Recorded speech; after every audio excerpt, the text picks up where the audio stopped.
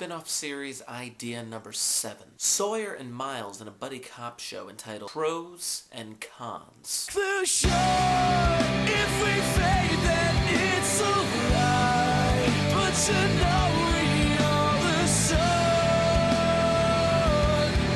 and we'll walk This is Lost Books for episode 8 entitled Recon. This week we'll relearn how to spell bodies, noodle out what others think of Anthony Cooper, and compare Lost to an episode of Futurama. Recon is short for reconnaissance, meaning exploration to gain information. Recon might also mean to con again. This was a Sawyer episode where, but for the flip of a coin go he, it turned out quite nicely. I love the Boom World flash sideways, the interactions of Sawyer and Widmore, and Sawyer and Flock, and even loved it when Claire had a knife to Kate's throat. But the ending was predictable. Believe me, that was my only qualm. This episode begins in the Dud World with Sawyer making coffee for Jin like they're some old married couple. Sawyer tells Jin that Claire and Locke said that they would be back by sun up. Nice throwback to sundown. Boom World, where Sawyer is getting with another girl yet again. And it seems as if he's playing the whole con game again. She does the whole, didn't you have a meeting, and it happened at 8:42. Sawyer, when caught by the woman in his con,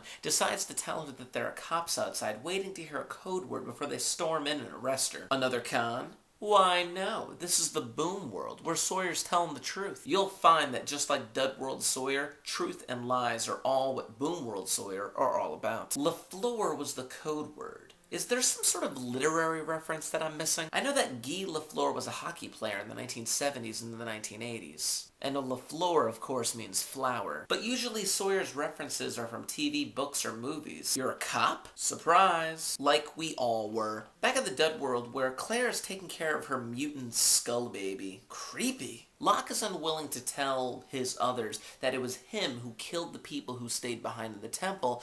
Rather, he tells them it was the black smoke. Then he comforts Zach, who's holding the teddy bear, and Claire holds Kate's hand. Weird. Sawyer's not with anybody, just like always. In the Boom World, Sawyer is a detective who's partnered with Miles. He's calling Anthony Cooper, or at least several numbers where he can find Anthony Cooper. Sawyer says that Anthony Cooper has Laker tickets for him or something. What's going on? For some reason, none of us are buying it. Miles wants to set him up with a friend who works with his dad. So in this Boom World, Miles' dad, Dr. Pierre Chang, lives in the area and works at a museum. We know that the island is underwater, and the Dharma Initiative existed at one point. We also know that the Linuses lived on the island. If we assume that Dr. Pierre Chang worked for the Dharma Initiative on the island as well, then we have to assume that his family, Miles, was there with him. Then, for some reason, he leaves the island with his family to go live in Los Angeles. Why? How? When? We still don't know how or why or when the island ended up underwater. Is Sawyer lying? Why would he lie? What's he lying about? Anthony Cooper? Are Sawyer's parents dead in this Boom World? Miles says he's going to set him up with a girl, and we find out that Miles has a girlfriend. Who? Miles also says that Sawyer can tell him the truth about anything.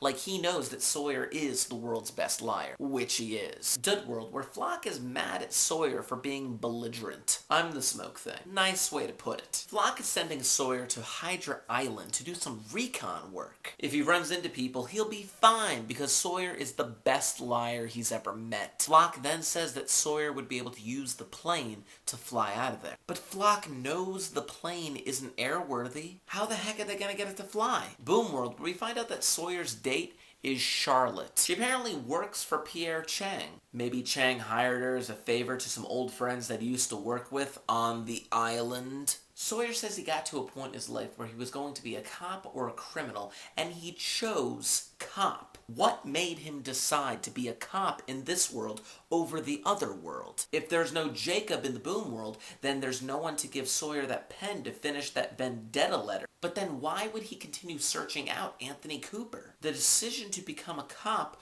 must have come later on in his life. When Charlotte got in bed with Sawyer, only one thing was crossing my mind. She is as white as a ghost. The books on Sawyer's dresser, Watership Down, A Wrinkle in Time, Lancelot. By Charlotte finding those pictures of Sawyer's parents in the newspaper clippings, that proves that Anthony Cooper must have been a con man in this boom world. But we also found in a previous episode that John Locke and Anthony Cooper are apparently okay with each other. So this implies a few things. Anthony Cooper didn't knock Locke out of an 8th story window and is either still a con man or a reformed con man. We still don't know how Locke became paralyzed in this reality, but he must not have any knowledge of Anthony Cooper's past life. And yeah, Charlotte's pretty white. Dud World, and we're back at the polar bear cages that Sawyer and Kate were in, and Sawyer finds the dress that Ben gave Kate to wear. Oh, Sawyer, don't fall for it. You love Juliet. Kate has an awkward conversation with Saeed, and holy crap, Claire just attacked her. Oh my gosh, that's crazy. And holy crap, Locke just smacked Claire. I'm not alright as well. That was a really intense couple of seconds. Whoa, dead bodies from the Azura flight. BODYS. Who the heck is that? She's the only one left? Zoe? She was on the Azura flight?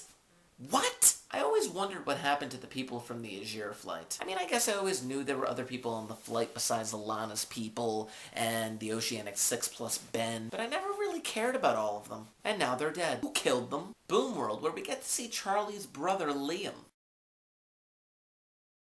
up in the police station that Sawyer works at. Maybe we'll have another crossover. She opened the wrong drawer. I love that metaphor. What was Sawyer doing in Australia? Was he trying to find the real Sawyer, or was he trying to find someone who knew the name of the real Sawyer? I want to know who he met. No, Miles, don't quit him. You can't quit him. I really feel like this is a buddy cop movie. Wow. Whenever I punch a glass mirror, it doesn't shatter like that. Glass shattering. I have a theory, but more on this later. Dud World, and you see, part of the reason why I don't like Kate is because she has such a gruff exterior and refuses to let any emotion out. And then, in short, heavy bursts, she just unloads. She refuses to do healthy venting, and then it comes back to leave her incapable of rational thought and emotion. Do you all have guns? What kind of question is that? Sawyer knows that Zoe is conning him. He can smell a con artist a mile away. Take me to your leader. Locke says that he's not a dead man. Is he still pretending to be Locke so he can convince Kate to be on his side? Wait a minute, is he telling that story about the crazy mother from the point of view of the man in black? This conversation is very surreal. Now, Aaron has a crazy mother. Yeah, he does. Of course, Zoe and all those people are from Widmore's submarine. Why didn't I see that coming? For some reason, I blocked out the conclusion of last week's episode. Boom World, and what's the deal with people and microwaves on this show? I mean, Sawyer microwaved his food,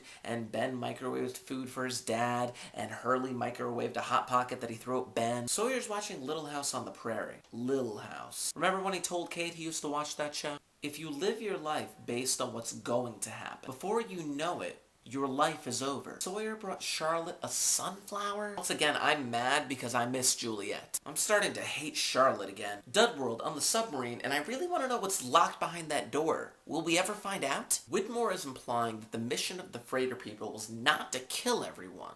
Is he lying? With all the liars on this show, who can you trust? Sawyer tells Widmore that the Locke that they see is not the actual Locke. I really love this conversation because Sawyer's not holding anything back. He's telling Widmore the absolute truth. He's playing both sides of the equation. He just wants to get off the island. Now he's telling Flock the absolute truth of the conversation that he just had with Widmore. Pylons, the submarine, everything. Sawyer is the conningest of con men. Back in the Boom World, and Sawyer continues his honest streak by telling Miles everything about the real Sawyer. Who the heck just ran into their car? I'm assuming it's Kate. How is this not Kate? Yeah, it's Kate. Sawyer's reaction is the same as mine. Why the heck do they have to meet up in the Boom World? Dud World, and Sawyer admits that he's gonna let the two sides fight it out, and he and Kate are gonna escape on the submarine. Yeah, we kinda all saw that coming. Awesome Boom World. Pretty interesting Dud World. Lame ending. At least this episode was better than what Kate does. Let's do some Theory of the Week before I jump out of my skin. We all know that Through the Looking Glass by Lewis Carroll has a huge influence on the show. This season, more so than others, we've gotten more references to mirrors. Or at least that's what I've been noticing. Jack stared into the mirror of the bathroom on the airplane during LAX. And he also smashed the mirrors in the lighthouse during lighthouse. There was also a scene where Locke apparently looked into a mirror during the substitute. And of course Sawyer punching the mirror during this episode, Recon.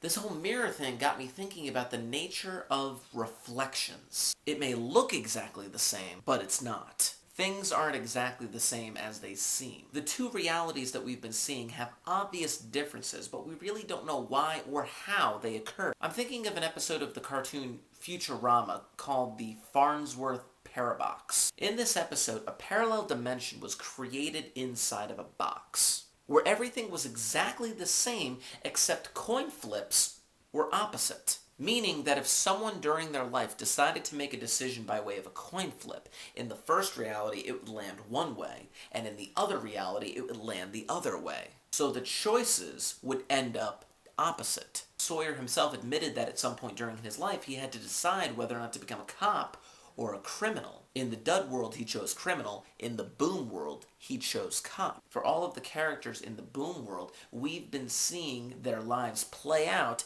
after this key decision of their life was made. Perhaps Locke's decision was to accept his fate in the wheelchair in the Boom World, whereas in the Dud World, he refused to give up. Maybe Jack's decision was to drink less in the Boom World rather than the Dud World. Now we're seeing the end result of those decisions in the Boom World as opposed to the Dud World. And as Jack did so effectively, I'm still of the opinion that one of the two realities will eventually be smashed. Thoughts?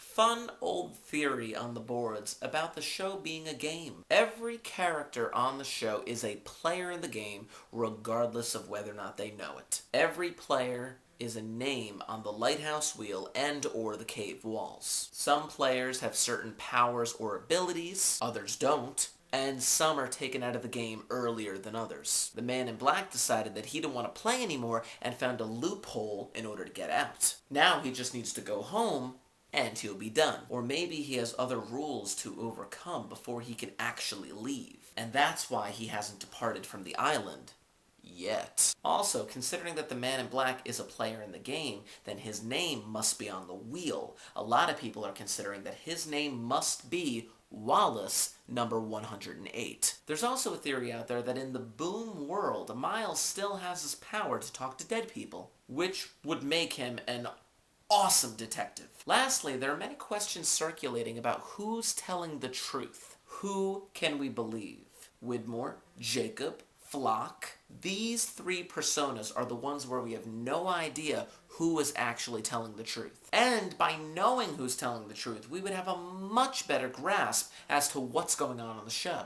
What do you think? I love debates. Next week, we're getting into Richard's story. This episode is entitled, and please forgive me for mispronouncing it, aeterno. It means from the eternal. According to certain translations, it also means the everlasting or from eternity. And from Wikipedia, it indicates something such as the universe that was created outside of time. This should be fun. Other Sawyer Miles show ideas. I can see for Miles. Sawmill Run. My Ford hit 100,000 miles. Miles per hour.